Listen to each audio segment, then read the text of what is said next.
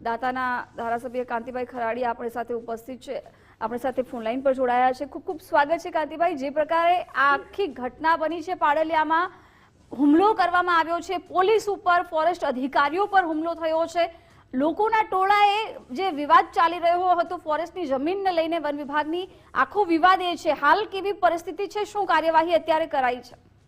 અત્યારે હુમલો થયો દુઃખદ બાબત કહેવાય, પણ સાથે સાથે મને એ લોકોએ કહેવામાં આવ્યું 3 વાગે એ લોકોની મારી રજૂઆત આવી છે। મેં આરએફઓને કીધું પણ તમે કોઈ પણ મકાનો તોડતા નહીં, અત્યારે જે હોય તો નોટિસો આપ્યો અને કાયદેસર થતું હોય તો આપણે તરત કોઈ વાંધો નહીં આવે।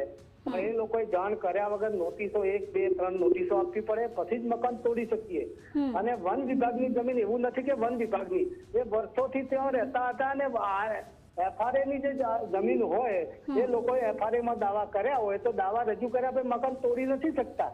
સરકારે બંધાયેલું છે, વન વિભાગે બંધાયેલું છે, હું બંધાયેલું જાણે, પણ આ લોકો અચાનક મકાન તોડવા ગયા। શનિવારે દિવસે લોકો મેં કહેવા છતાં નતા ઉભા રહ્યા અને એના પછી પોલીસ પણ ગઈ છે। ના જવું જોઈએ, હુમલો ના થવો જોઈએ, પણ પોલીસ કેના કહેવાથી કે અત્યારે સપોર્ટ પોલીસે વન વિભાગને આપ્યું, પણ સાથે સાથે આદિવાસીઓને કેને સપોર્ટ આપ્યો?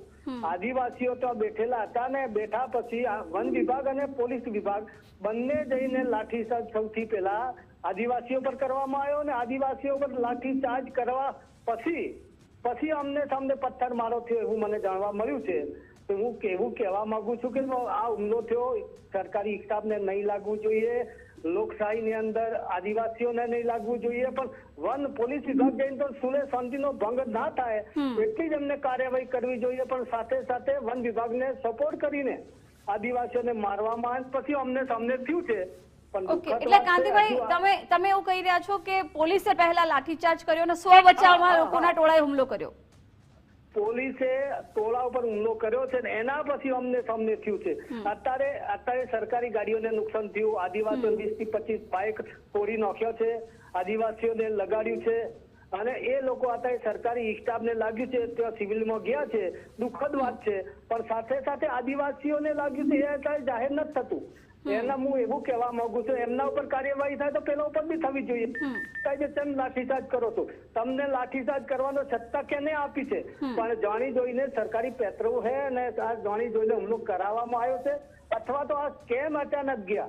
વિચારવું, વર્ષો આદિવાસીઓ આજના નતા રહેતા, વર્ષોથી ત્યાં રહેતા હતા અને મકાન બને રાતોરાત નહીં થયા, તો વર્ષોથી ટ્રાયબલ વિસ્તારની અંદર 40 વર્ષથી ત્યાં લોકો રહેતા હતા, તો અચાનક કેમ એ લોકો ગયા, કેમ તોડવા ગયા? અને ગયા તો ગયા, નોટિસ આલ્યા વગર કેમ ગયા?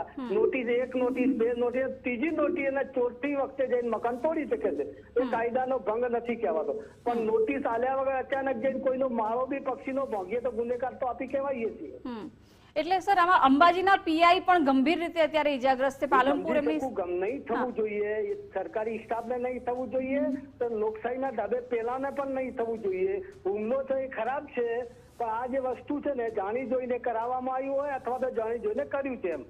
આદિવાસીઓ તો વર્ષોથી ત્યાં રહેતા, 1 રાત કે 2 મહિના કે 1 વર્ષમાં તો રહેતા નતા, આ 40-45 વર્ષથી ત્યાં રહેતા હતા, તો અચાનક આપણે મકાન તોડવા પણ નહીં જવાય એમ। ઓકે, એટલે સર નોટિસ આપ્યા વગર જ ટીમ ત્યાં પહોંચી ગઈ એવું તમે કહી રહ્યા છો। વિપક્ષના ધારાસભ્ય તરીકે તમે હવે શું રજૂઆત કરશો? આજે થઈ રહ્યું છે આજની તારીખમાં 3 થી 3:30 વાગે સ્થાનિક રંજનને મેં ફોન કર્યો, તમે અચાનક કોઈ મકાન તોડવા જતા નહીં, નોટિસો આલ્યા પછી તોડીએ તો વાંધો ના આવે।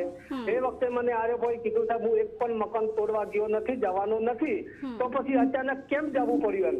જો ધારાસભ્યનું જો આટલું પણ ના ઉભરીને અચાનક મકાન તોડી નાખો અને અચાનક જો તોડું તો પોલીસ અથવા તો વન વિભાગ જેવું હોય તો એ બી ગુનેગાર તો છે ને।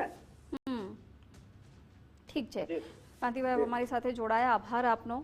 તો દાતાના ધારાસભ્ય કાંતિભાઈ ખરાડીનું કહેવું છે કે પહેલા લોકો પર હુમલો પોલીસે કર્યો હતો, સ્વ બચાવમાં આ હુમલો કરવામાં આવ્યો છે, નોટિસ આપ્યા વગર, કોઈ પણ પ્રકારની જાણ કર્યા વગર જે પ્રકારે મકાન તોડવા માટે ટીમ પહોંચી હતી એટલા